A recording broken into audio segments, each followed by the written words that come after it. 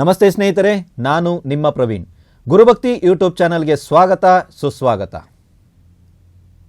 ಇವತ್ತು ನಾವು ಧನಹಾನಿ ಅಂದರೆ ಹಣಕಾಸಿನ ಸಮಸ್ಯೆ ಅಲ್ಲ, ಹಣಕಾಸು ಇತ್ಯಾದಿಗಳು ಬರ್ತವೆ, ಆದರೆ ಬೇಡದಿರುವಂಥ ವಿಚಾರಗಳಿಗೆ ಖರ್ಚಾಗ್ತಾ ಇರ್ತವೆ.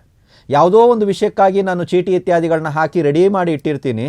ಅದೇನು ದುಡ್ಡು ಬರುತ್ತೋ ಅದರಿಂದ ಏನು ಮಾಡಬೇಕಂತ ನಾನು ಆಲೋಚನೆ ಮಾಡಿರ್ತೀನೋ ಅದಕ್ಕೆ 1 ತಿಂಗಳು ಮುಂಚೆನೋ ಅಥವಾ 15 ದಿನದ ಮುಂಚೆನೋ ಬೇರೆ ಯಾವುದಾದ್ರು ಒಂದು ಕಾರಣ ಬಂದು ಆ ದುಡ್ಡು ಇತ್ಯಾದಿಗಳು ಹೋಗುವಂಥದ್ದು, ಏಳಿಗೆ ಇತ್ಯಾದಿಗಳು ಆಗದೇ ಇರುವಂಥದ್ದು, ಅಥವಾ ದೊಡ್ಡ ಪ್ರಮಾಣದ ಒಂದು ಅಮೌಂಟಿನ ಸಮಸ್ಯೆ ಇದೆ ಸರ್. ನಮಗೆ ಆ ದುಡ್ಡಿನ ಸಮಸ್ಯೆ ಎಲ್ರಿಗೂ ಇರುತ್ತಲ್ವಾ. ದೊಡ್ಡ ಪ್ರಮಾಣದ ಒಂದು ಅಮೌಂಟ್ ನನಗೆ ಬೇಕಾಗಿದೆ, ಯಾವುದೋ ಒಂದು ದೊಡ್ಡ ಪ್ರಮಾಣದ ಬಂಡವಾಳ ಹೂಡಿಕೆ ಇತ್ಯಾದಿಗಳನ್ನ ಮಾಡಬೇಕಂತಿದ್ದೀನಿ, ಯಾವುದೋ ಒಂದು ದೊಡ್ಡ ಪ್ರಮಾಣದ ಅಮೌಂಟು ಸ್ಟಕ್ ಆಗಿದೆ, ಆ್ಯಕ್ಚುಲಿ ಅದು ಬಂತಂದರೆ ನನ್ನ ಪ್ರಾಬ್ಲಮ್ ಸಾರ್ಟ್ ಔಟ್ ಆಗುತ್ತೆ. ಅಥವಾ ಯಾವುದೋ ಒಂದು ದೊಡ್ಡ ಪ್ರಮಾಣದ ಅಮೌಂಟ್ ಯಾರೋ ನನಗೆ ಕೊಡಬೇಕಾಗಿದೆ, ಕೊಡ್ತಾ ಇಲ್ಲ ಸರ್. ಸ್ಟಕ್ ಬೇರೆ, ಕೊಡ್ತಾ ಇಲ್ಲ ಅನ್ನೋದು ಬೇರೆ, ಅರ್ಥ ಆಯ್ತಲ್ವಾ. ಸೊ ಅಥವಾ ಯಾವುದೋ ಒಂದು ದೊಡ್ಡ ಪ್ರಮಾಣದ ಅಮೌಂಟದು ಸಾಲದಲ್ಲಿ ನಾನು ಸಿಕ್ಕಾಕೊಂಡ್ಬಿಟ್ಟಿದ್ದೀನಿ, ಇವಾಗ ಅದನ್ನು ಕ್ಲಿಯರ್ ಮಾಡಬೇಕು. ಈ ಥರದ ಸಮಸ್ಯೆ ಅಂತ ತಿಳ್ಕೊಳ್ಳಿ. ಇದಕ್ಕೆ ಏನು ಮಾಡಬೇಕು ಅಂತ ಹೇಳಿದ್ರೆ, ನಾನು ನಿಮಗೆ ಪರಿಹಾರಗಳನ್ನ 3 ಪರಿಹಾರಗಳನ್ನ ಕೊಡ್ತೀನಿ. ಯಾವುದಾಗುತ್ತೋ ಅದನ್ನು ಮಾಡಿ. ಮೊದಲನೇ ಪರಿಹಾರ ಏನು ಅಂದರೆ, ಚೆನ್ನಾಗಿರುತ್ತೆ ಈ ಪರಿಹಾರಗಳನ್ನ ಮಾಡಿಕೊಂಡಾಗ.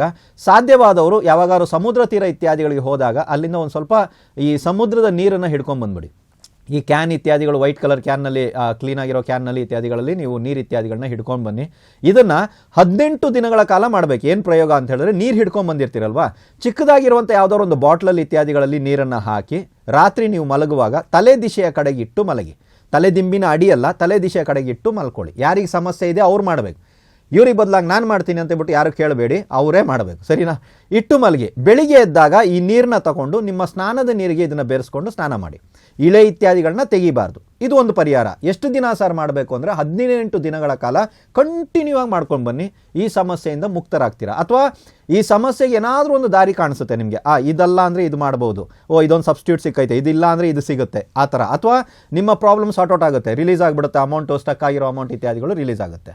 ಎರಡನೇ ಪರಿಹಾರ ಏನು ಅಂತ ಹೇಳಿದ್ರೆ, ಯಾವ್ದಾದ್ರು ಒಂದು ಗಿಫ್ಟ್ ಇತ್ಯಾದಿಗಳನ್ನ ನೀವು ಮಾಡ್ತೀರಾ, ಯಾವ್ದಾದ್ರು ಒಂದು ಶುಭ ಸಮಾರಂಭ ಇತ್ಯಾದಿಗಳಿಗೆ ಹೋಗ್ತೀರಾ, ಅಥವಾ ದಾನ ಮಾಡುವಂಥ ಸಂದರ್ಭ ಇತ್ಯಾದಿಗಳು ಬಂದಾಗ ಬೆಳ್ಳಿನ ದಾನ ಮಾಡೋದಕ್ಕೆ ಸ್ಟಾರ್ಟ್ ಮಾಡಿ. ಪ್ರಮಾಣ ನಿಮ್ಮಿಷ್ಟ.